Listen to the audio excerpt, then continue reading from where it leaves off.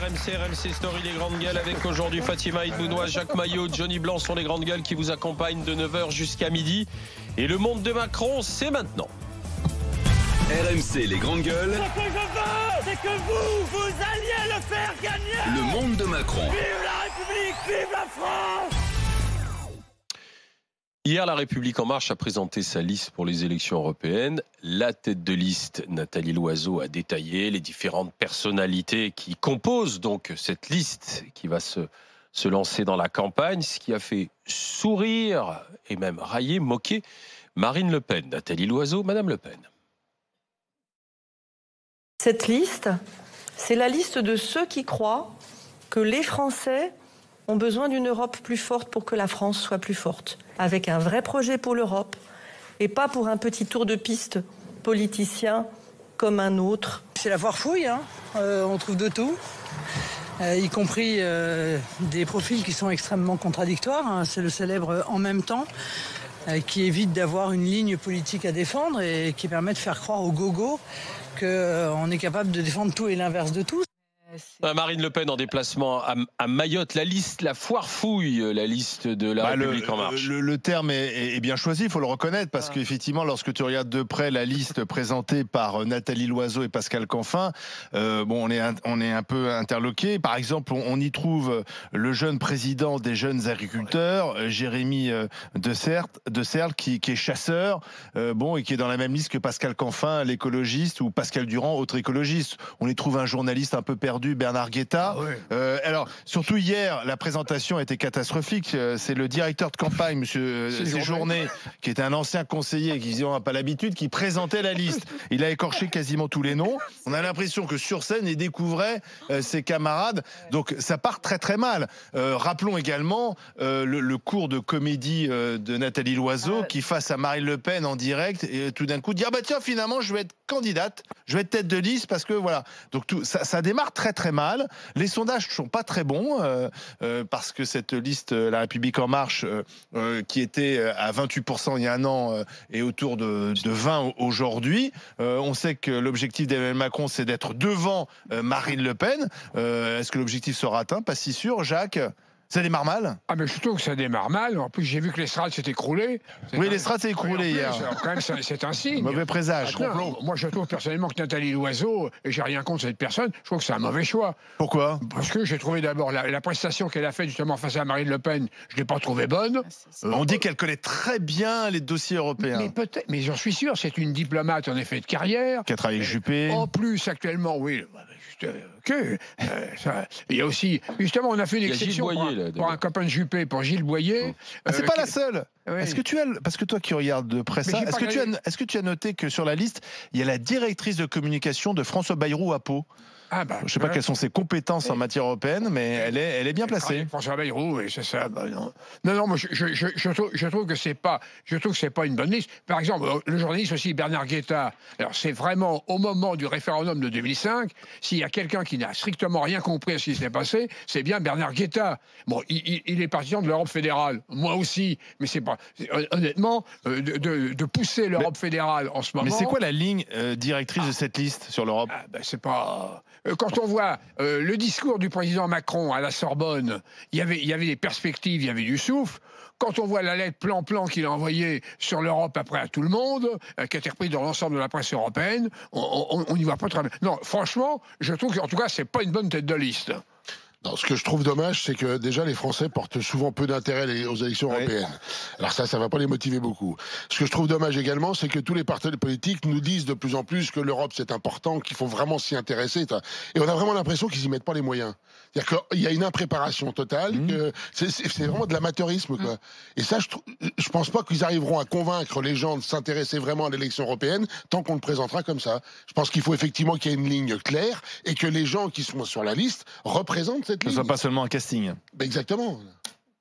La métaphore, la foire fouille, est très bien trouvée. C'est très bien trouvé parce qu'on a...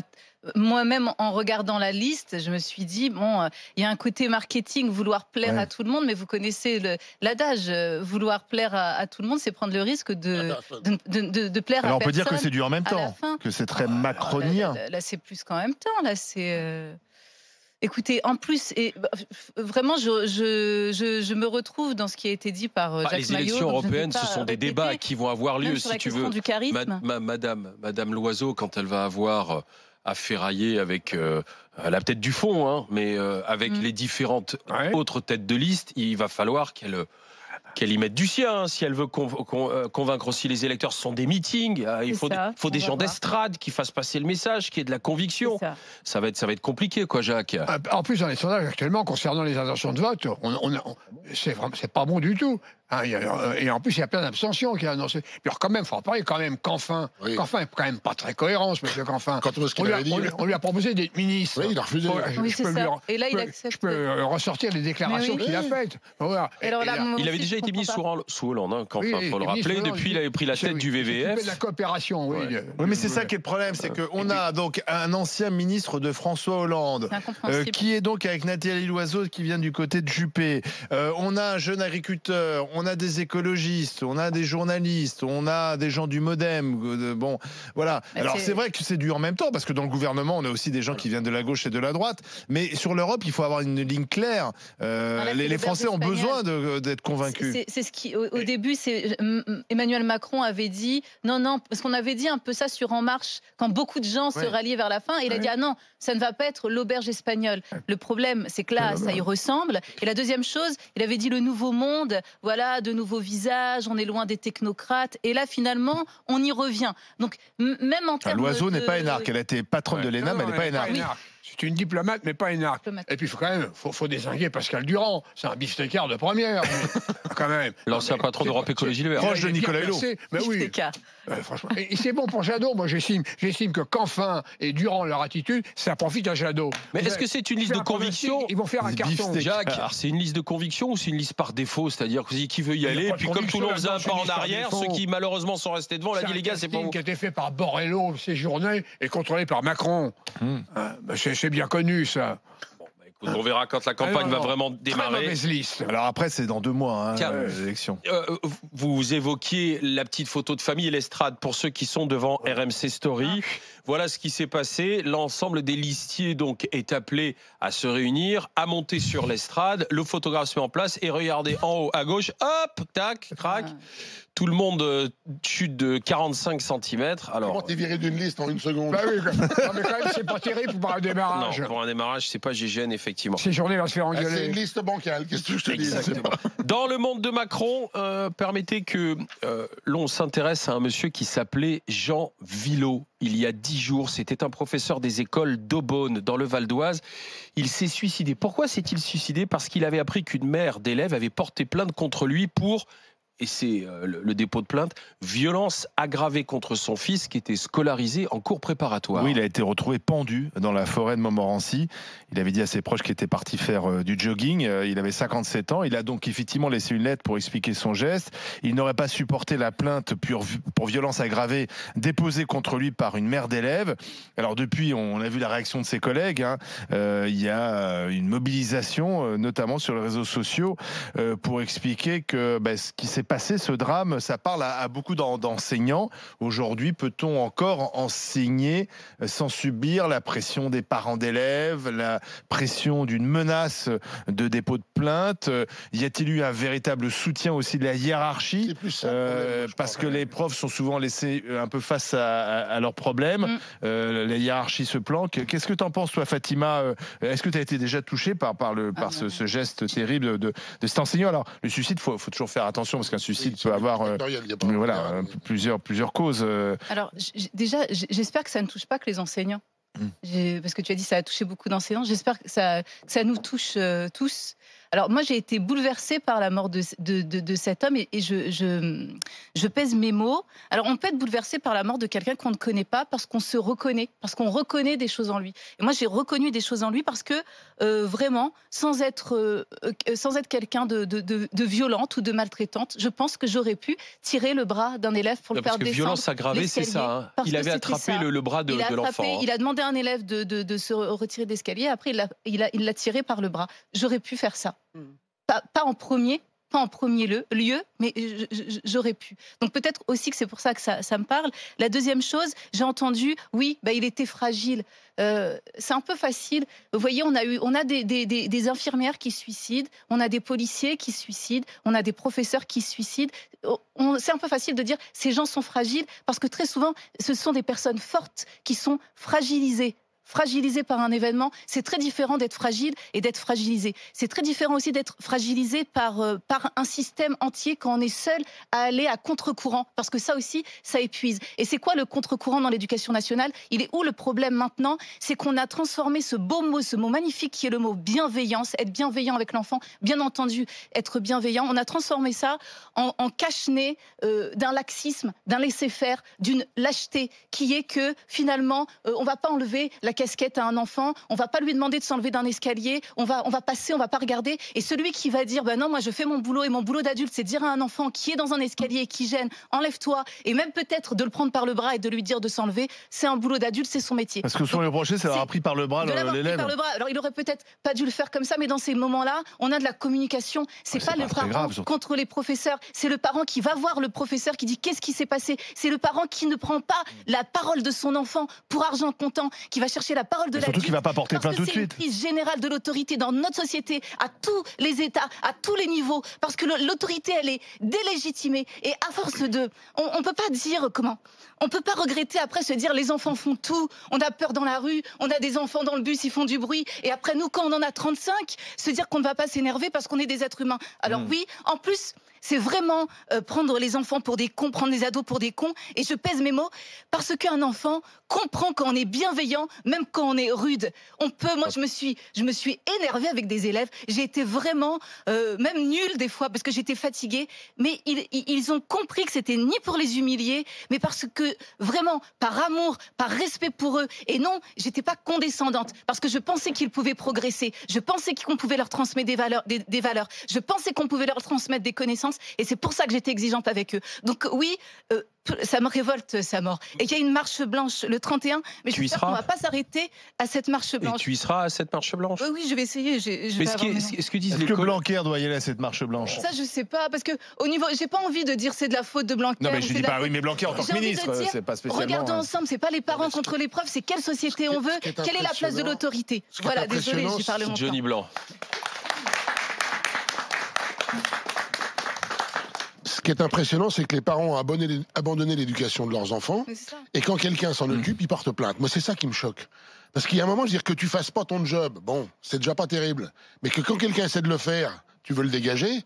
Je trouve que ça va trop loin. Surtout que tu portes plainte, déjà, il n'y a plus de dialogue. C'est-à-dire que tu peux déjà aller voir le prof en disant qu'est-ce qui s'est passé, mon enfant se plaint.